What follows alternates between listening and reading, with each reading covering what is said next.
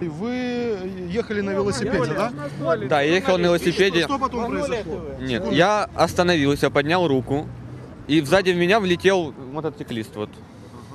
Вы подняли руку, сигнализируя тем, Да, я уже, да, не, я сигнализирую всему движению, что я уже буду останавливаться и хотел повернуть через лесовые пути туда, налево. Я поднял руку, встал, я уже остановился, я уже стоял на месте, и в меня вот влетел мотоциклист.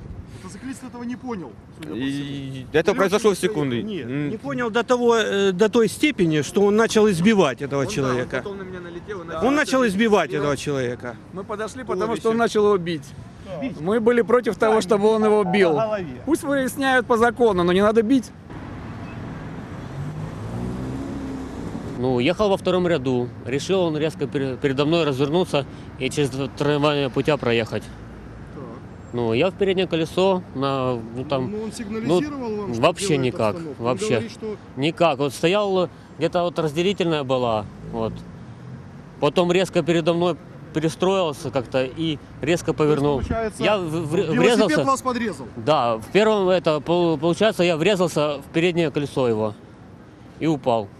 Получается, у него не было зеркал, он не вообще ничего у него, ни зеркал, ни поворотов, абсолютно. Без человека правил не знает, что здесь разворачиваться через трамвайные путя нельзя.